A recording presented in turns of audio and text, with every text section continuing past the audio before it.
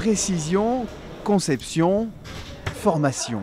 En plus de 30 ans, DMS APLM s'est hissé au rang de leader français du matériel d'imagerie médicale, un secteur de pointe qui fait appel à tous les panels des métiers de l'industrie. C'est-à-dire qu'on a de la mécanique très complexe, de la mécanique fine, on a de l'électronique, on a de la physique, de l'optronique, et on va avoir tous les métiers connexes qui sont l'approvisionnement, l'industrialisation, la qualité industrielle, les stocks, les achats, mais le commerce et le marketing, puisqu'on vend dans plus de 140 pays au monde, donc on est une entreprise très internationale.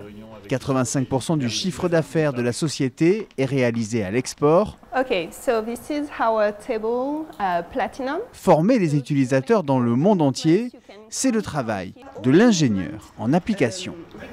Alors la première compétence, c'est de savoir vraiment former quelqu'un. D'abord savoir bien écouter et savoir transmettre les informations de manière très claire et pour que les utilisateurs puissent les appliquer ensuite. On travaille principalement en anglais. Les ingénieurs ont des capacités par exemple en arabe ou en italien ou en espagnol et du coup en fonction du pays, on choisit la personne qui part pour former les gens.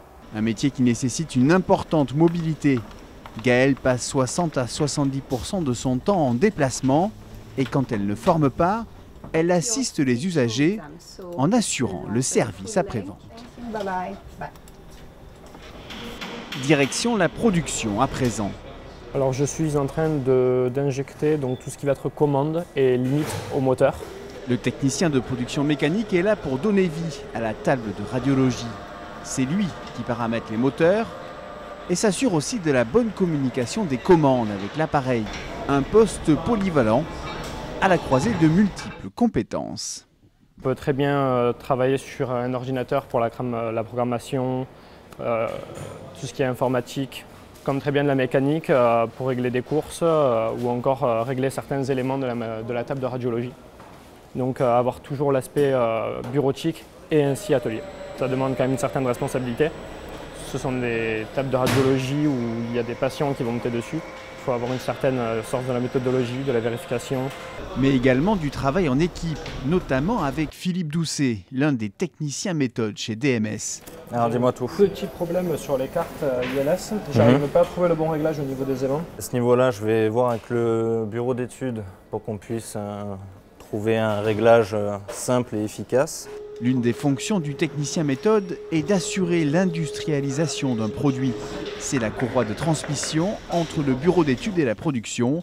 C'est lui qui définit par exemple les instructions de travail, comprenez les notices de montage des machines. Il faut être polyvalent, c'est ce que j'aime avec ce métier, c'est qu'on n'est pas constamment assis derrière un bureau. On est à la fois avec le bureau d'études, parler ensemble de la conception pour être sûr que ça soit facilement fabriqué par les opérateurs. On peut être aussi directement chez le client pour être sûr que l'installation du produit se déroule bien.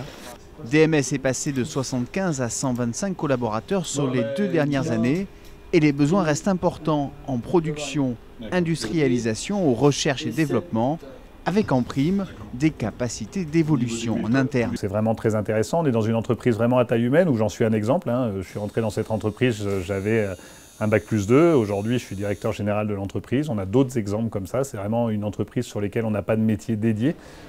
Qu'ils soient techniciens ou ingénieurs, tous ont trouvé leur voie dans ce secteur de pointe au service de l'humain.